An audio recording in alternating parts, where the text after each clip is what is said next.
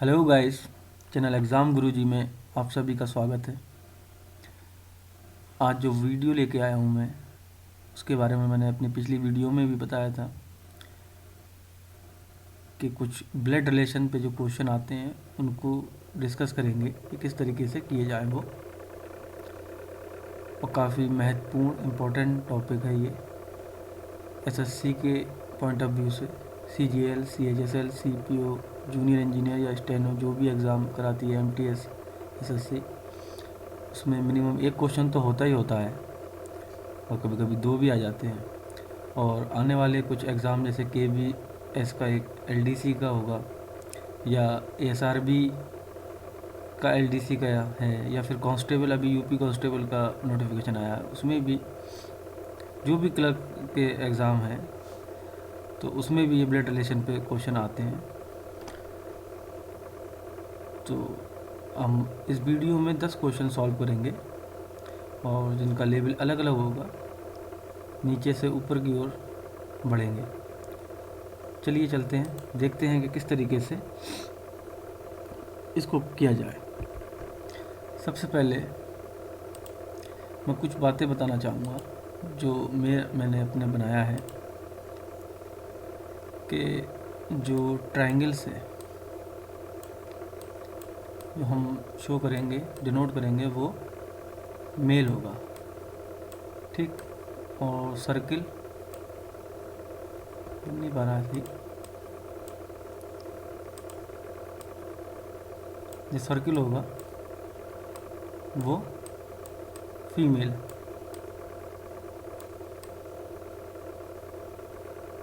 ठीक। और जो ये इक्वल के साइन, दो बराबर साइन होंगे, ये हस्बैंड या वाइफ को शो करेंगे। और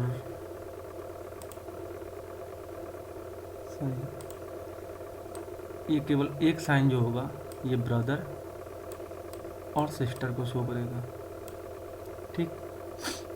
और जो ये साइन होगा, ठीक, तो वो शो करेगा कि जनरेशन को, ठीक। मान लो कि जैसे मैं हूँ, ये मैं हूँ।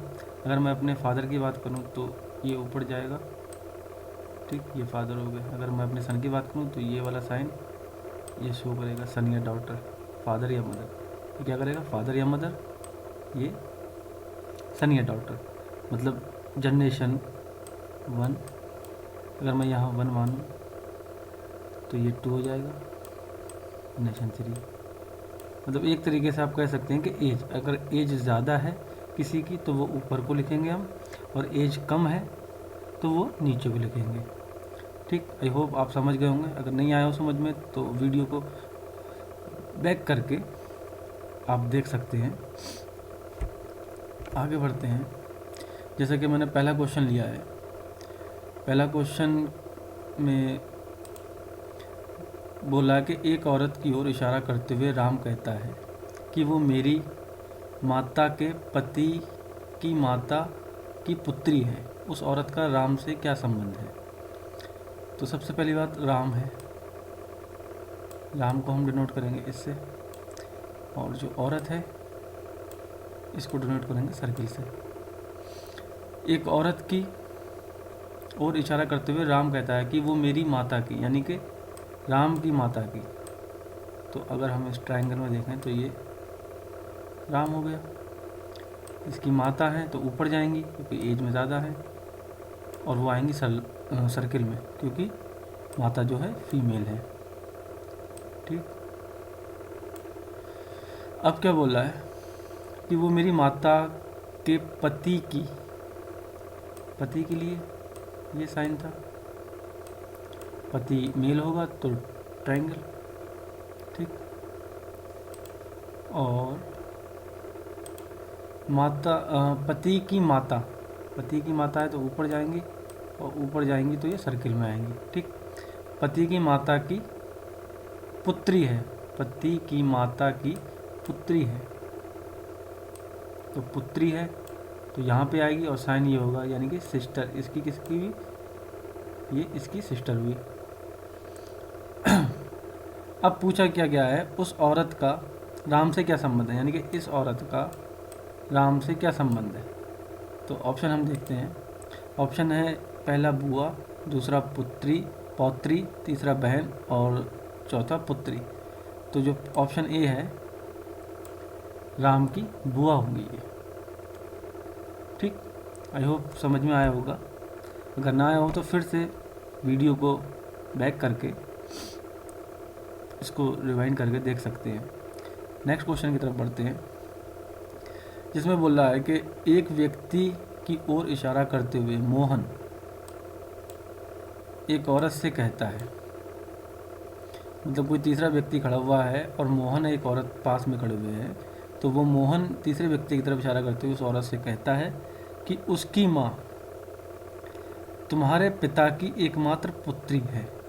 यानी कि अगर मैं कहूँ कि वो व्यक्ति है यहाँ पर कोई भी, ठीक, अगर उसे मैन कह दूँगा तो मैन की माँ ऊपर जाएगी, सर्किल में रहेगी। ठीक, उसकी माँ तुम्हारे पिता की एकमात्र पुत्री है। तो पिता को ट्रायंगल से और एकमात्र पुत्री है, तो कोई बहन तो हो नहीं सकती। और जिस औरत से बात कर रहा है तो वो लेडीज़ है, यानी कि वो औरत यही है। वो उस औरत उस व्यक्ति से किस प्रकार संबंधित है। ठीक, तो आपका आंसर क्या होगा, माता।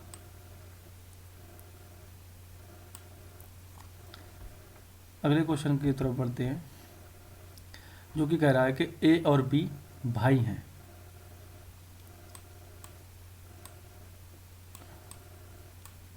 ए ये भाई का और ब्रदर का साइन,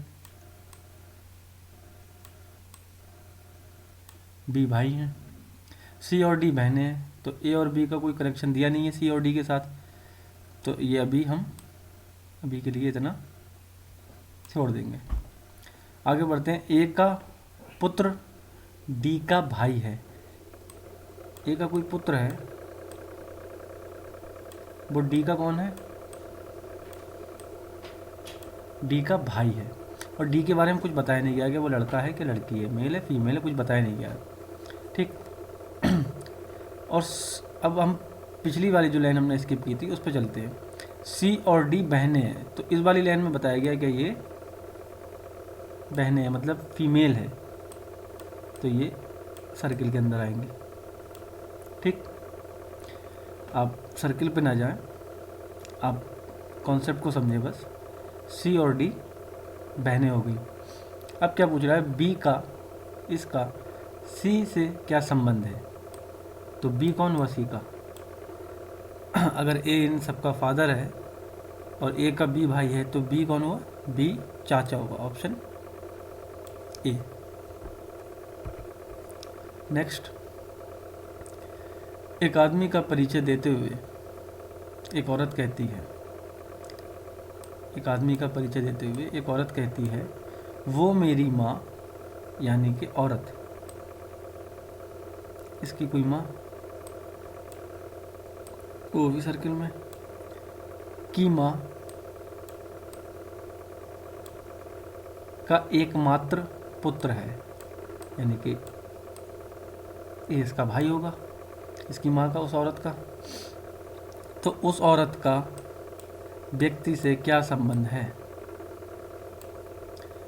तो ये क्या हुआ, भांजी।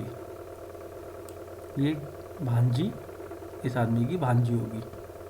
ठीक, अगर थोड़ा तेज़ कर रहा हूँ तो कृपया आप वीडियो को पीछे करके दोबारा समझ लीजिए। ठीक, आगे बढ़ते हैं। एक लड़की एक लड़के की ओर इशारा करते हुए कहती है, लड़की लड़के की तरफ इशारा करते हुए कहती है कि वो उसके चाचा। अब बात हो रही है लड़की की, सर्किल बना लिया, इसके कोई फादर होंगे तो वो ट्रायंगल में आ गए, जनरेशन में ऊपर हैं तो वो ऊपर जाएंगे। अब इसके चाचा कौन हुए, इसका भाई होगा। उसके चाचा, ठीक, के पिता। अब चाचा के पिता हैं तो इस लड़की के दादा भी होंगे, ठीक। चाचा के पिता की बेटी, इनकी बेटी कौन हुई, इनकी बहन हुई, की बेटी का पुत्र है, ये कोई पुत्र है। उस लड़के का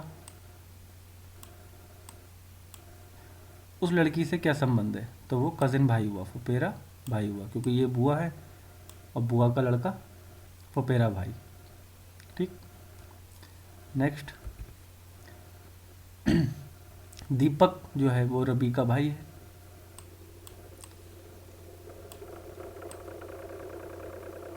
ठीक।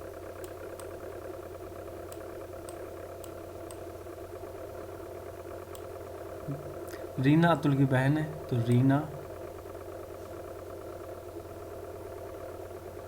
और अतुल की बहन है। अभी इसका कोई संबंध नहीं आया है, तो अभी इसको स्किप कर देते हैं, आगे बढ़ते हैं। रवि रीना का पुत्र है, जो रवि है ये RA लिख दो यहाँ, रीना का,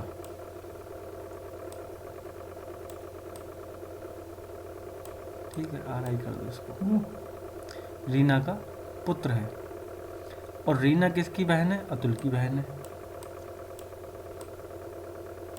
यहाँ पे अतुल आ गया, ठीक। दीपक का रीना से किस प्रकार संबंधित है, दीपक जो है वो रीना से किस प्रकार संबंधित है, दीपक कौन है, रीना का पुत्र होगा, ठीक, क्लियरली शो हो रहा है। नेक्स्ट, ई जो है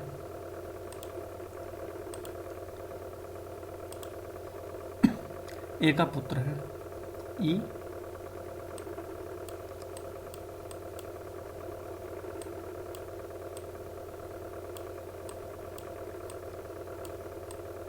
ए के बारे में जेंडर बताया नहीं गया, तो ए को हम अभी किसी जेंडर में नहीं रखेंगे, ना सर्किल में ना ट्रायंगल में।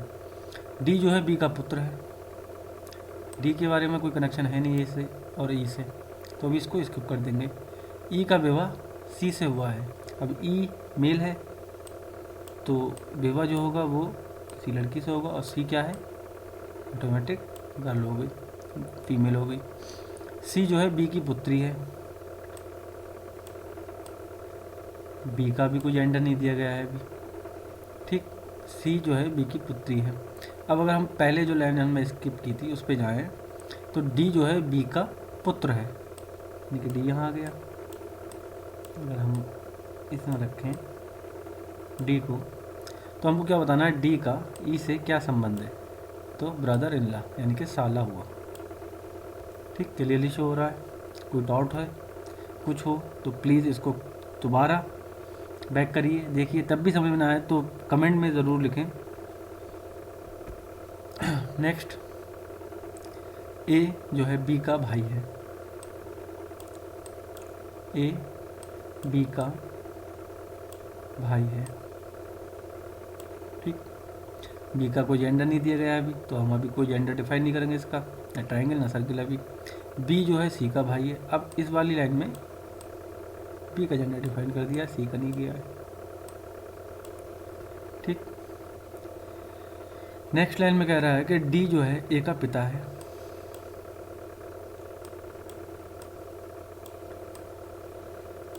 डी जो है ए का पिता है। अब इन तीनों कथनों के आधार पर निम्नलिखित में से कौन सा कथन सत्य नहीं है, जो सत्य नहीं है वो हमको चूज़ करना है। बी जो है ए का भाई है, बिल्कुल है। बी डी का पुत्र है, बिल्कुल है। ए सी का भाई है, ए भाई है क्योंकि मेल है, अब चाहे ये लड़की हो या लड़का हो, दोनों ही केस में ये तो भाई रहेगा ही, तो ये भी सही है।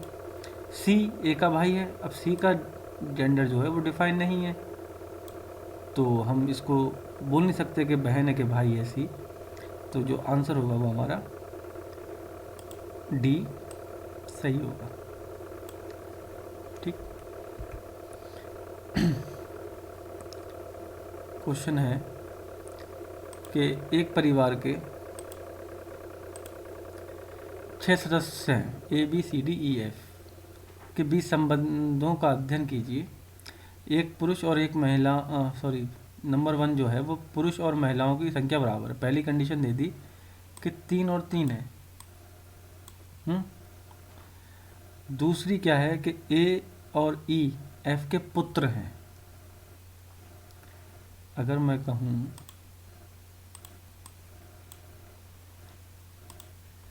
एफ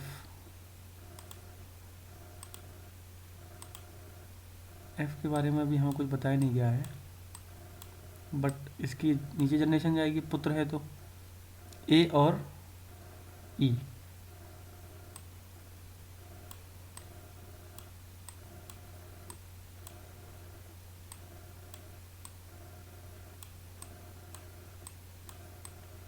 ठीक, ए और ई एफ के पुत्र हैं।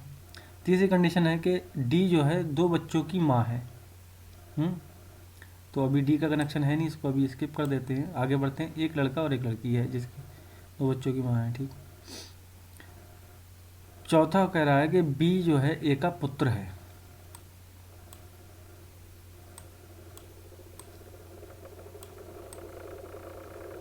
बी ए का पुत्र हो गया। अब 3 जेंट्स थे, जैसा कि हमने पहली कंडीशन देखी थी कि पुरुष और महिलाओं की संख्या बराबर है। तो 1 2 3 पुरुष तो मिल गए। अब जो बचे हैं वो तीनों महिलाएं हैं, तो एफ महिला हो जाएगी। और बचा क्या, ये जो स्किप किया था डी जो है 2 बच्चों की माँ है, तो डी या तो इसकी बीवी भी हो सकती है ई की, या फिर इसकी बीवी हो सकती है।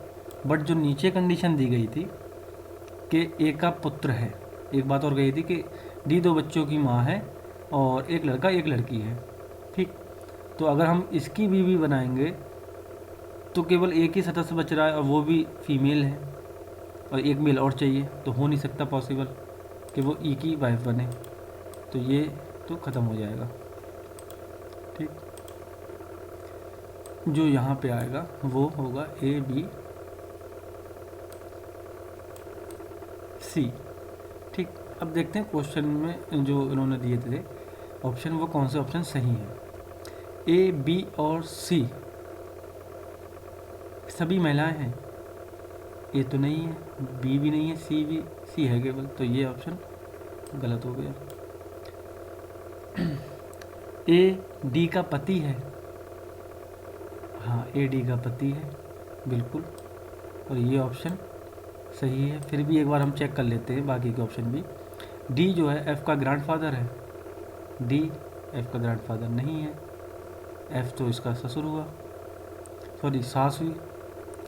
और ई और एफ डी के बच्चे हैं, ई एफ डी के बच्चे हो नहीं सकते, ये देवर है, ये सास है, तो केवल एक ही ऑप्शन सही है, वो है ए जो है डी का पति है। क्लियरली यहाँ पर शो भी हो रहा है फिगर से। आई होप कि समझ में आ रहा होगा आपको। वीडियो काफ़ी लंबी जा रही है, लेकिन कोई बात नहीं, आप इसको आराम से देखें, और एक बार जब वीडियो आप देख लेंगे तो आप कभी भी ब्लड रिलेशन के जो क्वेश्चन होंगे उसमें चूकेंगे नहीं, और ईज़िली उन क्वेश्चनों को जल्द से जल्द कर पाएंगे। नेक्स्ट आगे बढ़ते हैं। यदि मीना कहती है अनीता के पिता, अनीता क्या है, फीमेल है, अनीता के पिता, इसके पिता होंगे तो कोई ट्रायंगल में आएंगे। अनीता के पिता रमन मेरे फादर इन लॉ महिपाल के इकलौते पुत्र हैं। तो यहाँ पर भी ट्रायंगल बनेगा। अगर महिपाल को एम कह दूँ और फादर इन लॉ ये हुए, तो ये कौन हुई, ये एकमात्र पुत्र है, तो यहाँ पर जो इसकी बीवी होगी तो वो